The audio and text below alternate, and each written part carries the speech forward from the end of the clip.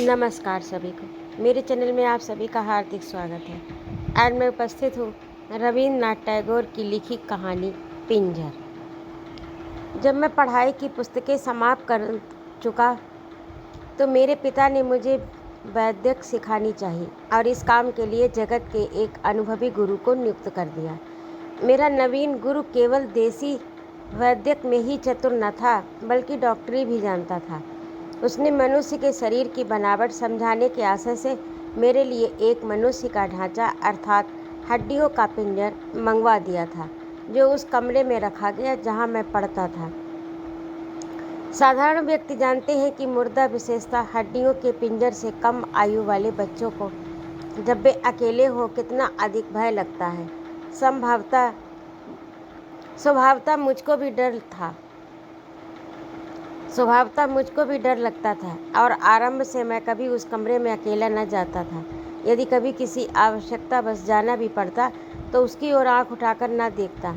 एक और विद्यार्थी भी मेरा सहपाठी था जो बहुत निर्भय था। मैं कभी उस पिंजर से भयभीत न होता और कहा करता, इस पिंजर की सामर्थ्य ही क्या जिससे किसी जीवित व्यक्ति को हानि पहुंचा सके। अभी हड्डियां हैं, कुछ दिनों पश्चात मिट्टी हो जाएंगी, किंतु मैं इस विषय में उससे कभी सहमत न हुआ और सर्वदा यही कहता रहा कि ये मैंने माना कि आत्मा इन हड्डियों से विलग हो गई।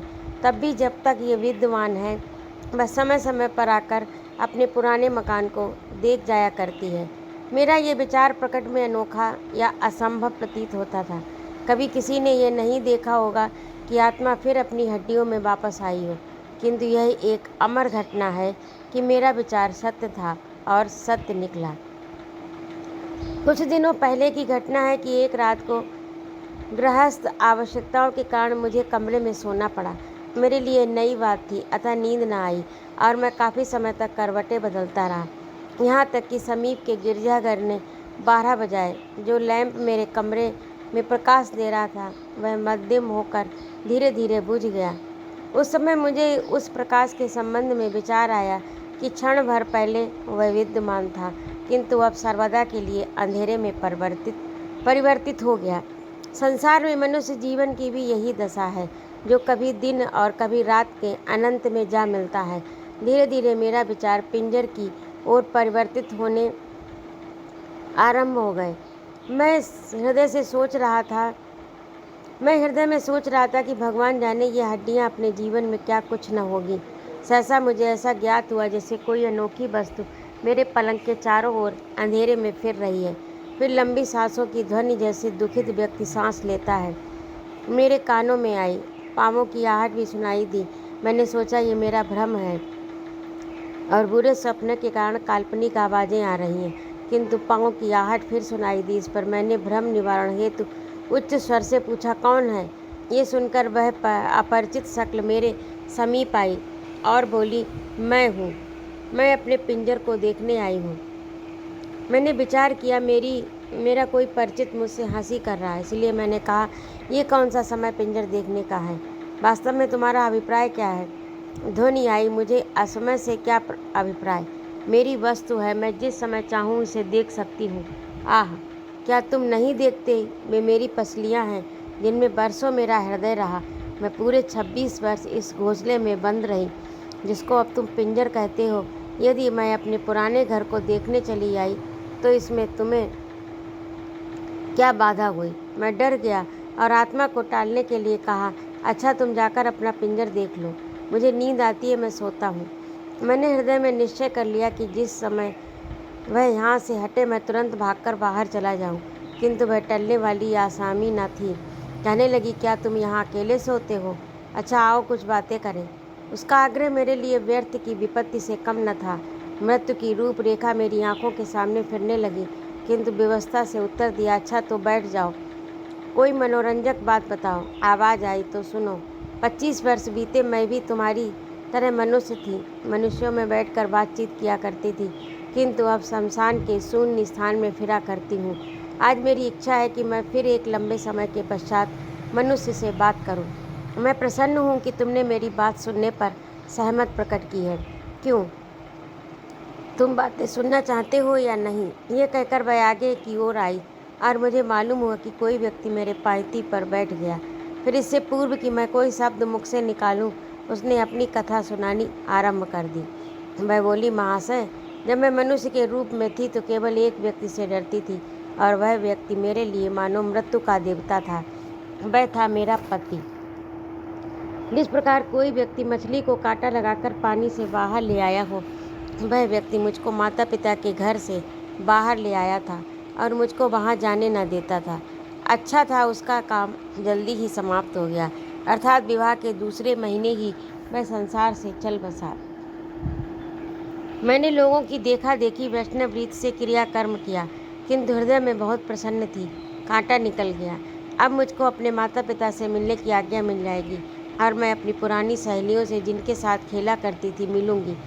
किंतु अभी मुझको मैके जाने की आज्ञा न मिली थी कि मेरा ससुर घर आया और मेरा मुख ध्यान से देखकर अपने आप कहने लगा, मुझको इसके हाथ और पाँव के चिन्ह देखने से मालूम होता है ये लड़की डायन है। अपने ससुर के वे शब्द मुझको अब तक याद हैं, वे मेरे कानों में गूंज रहे हैं। उसके कुछ दिनों पश्चात मुझे अपने पिता के यहाँ जाने की आज्ञा मिल गई। पिता के घर जाने पर मुझे जो खुशी प्राप्त हुई वह वर्णन नहीं की जा सकती। मैं वहाँ प्रसन्नता से अपने यौवन के दिन व्यतीत करने लगी। मैंने उन दिनों अनेकों बार अपने विषय में कहते सुना कि मैं सुंदर युवती हूँ, परंतु तुम कहो तुम्हारी क्या सम्मति है। मैंने उत्तर दिया, मैंने तुम्हें जीवित देखा नहीं, मैं कैसे सम्मति दे सकता हूँ। जो कुछ तुमने कहा ठीक होगा। मैं बोली, मैं कैसे विश्वास दिलाऊं कि इन दो गढ़ों में लज्जाशील दो नेत्र देखने वालों पर बिजलियां गिराते थे। खेद है कि तुम मेरी वास्तविक मुस्कान का अनुमान इन हड्डियों के खुले मुखड़े से नहीं लगा सकते। इन हड्डियों के चहुओर जो सौंदर्य था, अब उसका नाम एक बाकी नहीं है, अब उसका नाम तक बाकी नहीं है। मेरे जीवन के क्षणों में कोई योग्य से योग्य डॉक्टर भी कल्पना न कर सकता था कि मेरी हड्डियां मानव शरीर की रूपरेखा के वर्णन के काम आएंगी। मुझे वह दिन याद है जब मैं चला करती थी तो प्रकाश की किरणें मेरे एक एक बाल से निकलकर प्रत्येक दिशा को प्रकाशित करती थी। मैं अपनी बाहों को घंटों देखा करती। ये वे बाहें थीं जिसको मैंने दिखाई अपनी ओर आसक्त कर लिया। संभवतः सुभद्रा को भी ऐसी बाहें नसीब न हुई होंगी। मेरी कोमल और पतली उंगलियां मृणाल को भी ले जाती थीं।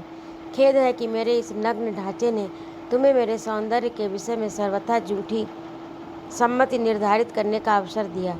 तुम मुझे यौवन के क्षणों में देखते तो आंखों की नींद उड़ जाती और वैद्यक ज्ञान का सौदा मस्तिष्क से अशुद्ध शब्द की भांति समाप्त हो जाता। उसने कहानी का तारतम्य प्रवाहित रखकर कहा, मेरे भाई ने निश्चय कर लिया था कि वह विवाह ना करेगा और घर में मैं ही एक स्त्री थी। मैं संध्या समय अपने उद्यान में छाया वाले वृक्षों के नीचे बैठती तो सितारे मुझे घूरा करते। शीतल वायु जब मेरे समीप से गुजरती तो मेरे साथ अटखेलियाँ करती।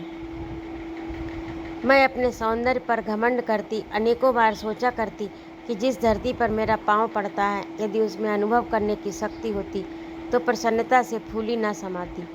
कभी कहती, संसार के संपूर्ण प्रेमी युवक घास के रूप में मेरे पैरों पर पड़े हैं। अब ये संपूर्ण विचार मुझको अनेक बार विफल करते हैं। आह, क्या था और क्या हो गया। मेरा भाई का एक मित्र सतीश कुमार था, जिसने मेडिकल कॉलेज में डॉक्टरी का प्रमाण पत्र प्राप्त किया था। वह हमारा भी घरेलू डॉक्टर था। वैसे उसने मुझको नहीं देखा था, परंतु मैंने उसको एक दिन देख ही लिया। मुझे ये कहने में भी संकोच नहीं कि उसकी सुंदरता ने मुझ पर विशेष प्रभाव डाला। मेरा भाई अजीब ढंग का व्यक्ति था। संसार के शीत ग्रीष्म से सर्वथा अपरिचित वह कभी गृहस्थ के कामों में हस्तक्षेप न करता। वह मौन प्रिय एकांत में रहा करता था, जिसका परिणाम ये हुआ कि संसार से अलग होकर एकांत प्रिय बन गया और साधु महात्माओं सा जीवन बिताने लगा। हाँ, तो वह नवयुवक सतीश कुमार हमारे यहाँ प्रायः आता। यही एक नवयुवक था जिसको अपने घर के पुरुषों के अतिरिक्त मुझे देखने का संयोग प्राप्त हुआ। जब मैं उद्यान में अकेली होती और पुष्पों से लदे हुए वृक्ष के नीचे महारानी की भांति बैठती तो सतीश कुमार का ध्यान और भी मेरे हृदय में चुटकियाँ लेता। परंतु तुम किस चिंता में हो, तुम्हारे हृदय में क्या बीत रही है। मैंने ठंडी सांस भरकर उत्तर दिया, मैं ये विचार कर रहा हूँ कि कितना अच्छा होता कि मैं ही सतीश कुमार होता। वह हंसकर बोली, अच्छा, पहले मेरी कहानी सुन लो, फिर प्रेमालाप कर लेना। एक दिन वर्षा हो रही थी, मुझे कुछ बुखार था। उस समय डॉक्टर अर्थात मेरा प्रिय सतीश मुझे देखने के लिए आया। ये प्रथम अवसर था कि हम दोनों ने एक दूसरे को आमने सामने देखा और देखते ही डॉक्टर मूर्ति समान स्थिर हो गया। मेरे भाई की मौजूदगी ने होश संभालने के लिए बाध्य कर दिया। वह मेरी ओर संकेत करके बोला, मैं इनकी नब्ज देखना चाहता हूँ। मैंने धीरे से अपना हाथ दुसाले से निकाला। डॉक्टर ने मेरी नब्ज पर हाथ रखा। मैंने कभी न देखा कि किसी डॉक्टर ने साधारण ज्वर के निरीक्षण में इतना विचार किया हो। उसके हाथ की उंगलियां काँप रही थीं। कठिन परिश्रम के पश्चात उसने मेरे ज्वर को अनुभव किया, किंतु वह मेरा ज्वर देखते देखते स्वयं ही बीमार हो गए। क्यों, तुम इस बात को मानते हो या नहीं? मैंने डरते डरते कहा, हाँ बिल्कुल मानता हूँ। मनुष्य की अवस्था में परिवर्तन उत्पन्न होना कठिन नहीं है। वह बोली, कुछ दिनों परीक्षण करने से ज्ञात हुआ कि मेरे हृदय में डॉक्टर के अतिरिक्त और किसी नवयुवक का विचार तक नहीं। मेरा कार्यक्रम था संध्या समय बसंती रंग की साड़ी पहनकर, बालों में कंघी, फूलों का हार गले में डालकर, दर्पण हाथ में लिए बाग में चले जाना, पैरों देखा करना। क्यों, क्या दर्पण देखना बुरा है? मैंने घबराकर उत्तर दिया, नहीं तो। उसने कहानी का सिलसिला स्थापित करते हुए कहा, दर्पण देखकर मैं ऐसा अनुभव करती जैसे मेरे दो रूप हो गए, अर्थात मैं स्वयं ही सतीश कुमार बन गई और स्वयं ही अपने प्रतिबिंब को प्रेमिका समझकर तन मन पर निछावर करती। ये मेरा बहुत ही प्रिय मनोरंजन था। मैं घंटों व्यतीत कर देती। अनेकों बार ऐसा हुआ कि मध्याह्न को पलंग पर बिस्तर बिछाकर लेटी और एक हाथ को बिस्तर पर उपेक्षा से फेंक दिया। जरा आँख झपकी तो सपने में देखा कि सतीश कुमार आया, मेरे हाथ को चूम कर चला गया। बस मैं अपनी कहानी समाप्त करती हूँ, तुम्हें तो नींद आ रही है। मेरी उत्सुकता बहुत बढ़ चुकी थी, अतः मैंने नम्रता भरे स्वर में कहा, नहीं तुम कहे जाओ, मेरी जिज्ञासा बढ़ती जाती है। वह कहने लगी, अच्छा सुनो, थोड़े ही दिनों में सतीश कुमार का कारोबार बहुत बढ़ गया। उसने हमारे मकान के नीचे के भाग में अपनी डिस्पेंसरी खोल ली। जब उसे रोगियों से अवकाश मिलता तो मैं उसके पास जा बैठती, हंसी ठट्टों से विभिन्न दवाई का नाम पूछती रहती। इस प्रकार मुझे ऐसे दवाई भी ज्ञात हो गई जो विषैली थी। सतीश कुमार से जो कुछ मैं मालूम करती वह बड़े प्रेम और नम्रता से बताया करता। इस प्रकार एक लंबा समय बीत गया और मैंने अनुभव करना आरंभ किया कि डॉक्टर होश हवास खोए से रहता है। जब कभी मैं उसके सम्मुख जाती हूँ तो उसके मुख पर मूर्धनी सी छा जाती है, परंतु ऐसा क्यों होता है इसका कारण ज्ञात न हुआ। एक दिन डॉक्टर ने मेरे भाई से गाड़ी मांगी। मैं पास बैठी थी। मैंने भाई से पूछा, डॉक्टर रात में समय कहाँ जाएगा? मेरे भाई ने उत्तर दिया, तबाह होने को। मैंने अनुरोध किया कि मुझे अवश्य बताओ वह कहाँ जा रहा है। भाई ने कहा, वह विवाह करने जा रहा है। ये सुनकर मुझ पर मूर्छा सी छा गई, किंतु मैंने अपने आप को संभाला और भाई से फिर पूछा, क्या वह सचमुच विवाह करने जा रहा है या मजाक करते हो? उसने उत्तर दिया, सत्य ही, आज डॉक्टर दुल्हन लाएगा। मैं वर्णन नहीं कर सकती यह बात मुझे कितनी कष्टप्रद अनुभव हुई। मैंने अपने हृदय से बार बार पूछा, डॉक्टर ने मुझसे ये बात क्यों छिपा कर रखी? क्या मैं उसको रोकती कि विवाह मत करो? इन पुरुषों की बात का कोई भरोसा नहीं। मध्याह्न डॉक्टर रोगियों को देखकर डिस्पेंसरी में आया और मैंने पूछा, डॉक्टर साहब, क्या ये सत्य है कि आज आपका विवाह है? ये कहकर मैं बहुत हंसी और डॉक्टर ये देखकर कि मैं इस बात को हंसी में उड़ा रही हूँ न केवल लज्जित हुआ बल्कि कुछ चिंतित सा हो गया। मैंने सहसा पूछा, डॉक्टर साहब, जब आपका विवाह हो जाएगा तो आप फिर भी लोगों की नब्ज देखा करेंगे? आप तो डॉक्टर हैं, अन्य डॉक्टरों की अपेक्षा प्रसिद्ध भी हैं। आप शरीर के संपूर्ण अंगों की दशा भी जानते हैं, किंतु खेद है कि आप डॉक्टर होकर किसी के हृदय का पता नहीं लगा सकते कि वह किस दशा में है। वस्तुतः हृदय भी शरीर का भाग है। मेरे शब्द डॉक्टर के हृदय में तीर की भांति लगे, परंतु वह मौन रहा। लग्न का मुहूर्त बहुत रात गए निश्चित हुआ था, अर्थात बारात देर से जानी थी। डॉक्टर और मेरा भाई प्रतिदिन की भांति शराब पीने बैठ गए। इस मनोविनोद में उनको बहुत देर हो गई। 11 बजने को थी। मैं उनके पास गई और कहा, डॉक्टर साहब, 11 बजने वाले हैं, आपको विवाह के लिए तैयार हो जाना चाहिए। वह किसी सीमा तक चेतन हो गया, बोला, अभी जाता हूँ। फिर मेरे भाई के साथ बातों में तल्लीन हो गया। मैंने अवसर पाकर विष की पुड़िया जो मैंने दोपहर को डॉक्टर की अनुपस्थिति में उसकी अलमारी से निकाली थी, शराब के गिलास में जो डॉक्टर के सामने रखा हुआ था, डाल दी। कुछ क्षणों के पश्चात डॉक्टर ने अपना गिलास खाली किया, दूल्हा बनने को चला गया। मेरा भाई भी उसके साथ चला गया। मैं अपने 2 मंजिले कमरे में गई और अपना नया बनारसी दुपट्टा ओढ़ा, मांग में सिंदूर भर पूरी सुहागन बनकर उद्यान में निकली, जहाँ प्रतिदिन संध्या समय बैठा करती थी। उस समय चांदनी छिटकी हुई थी। वायु में कुछ सिहरन उत्पन्न हो गई। चमेली की सुगंध ने उद्यान को महका दिया। मैंने पुड़िया की शेष दवा निकाली, मुंह में डालकर एक चुल्लू पानी पी लिया। थोड़ी देर में मेरे सिर में चक्कर आने लगे, आंखों में धुंधलापन छा गया। चांद का प्रकाश मध्यम होने लगा। पृथ्वी, आकाश, बेल बूटे, अब मेरा घर जहाँ मैंने आयु बिताई थी, धीरे धीरे लुप्त होते हुए ज्ञात हुए। मैं मीठी नींद सो गई। 1.5 साल के पश्चात सुख स्वप्न से चौंकी तो मैंने क्या देखा कि 3 विद्यार्थी मेरी हड्डियों से डॉक्टरी शिक्षा प्राप्त कर रहे हैं और एक अध्यापक मेरी छाती की ओर वेद से संकेत करके लड़कों को विभिन्न हड्डियों के नाम बता रहा है और कहता है, यहाँ हृदय रहता है जो विवाह और दुख के समय धड़का करता है, और ये वह स्थान है जहाँ उठती जवानी के समय फूल खिलते हैं। अच्छा, अब मेरी कहानी समाप्त होती है, मैं विदा होती हूँ, तुम सो जाओ। तो अभी आप सुन रहे थे रविन्द्रनाथ टैगोर की लिखी कहानी पिंजर। आपको कैसी लगी कमेंट करके अवश्य बताइएगा। यदि आपको मेरा कहानी सुनाना अच्छा लगता हो तो कृपया मेरे चैनल को सब्सक्राइब अवश्य करें, लाइक और कमेंट करें तथा अपने मित्रों में शेयर करें। सुनने के लिए बहुत बहुत धन्यवाद। जय माँ भारती।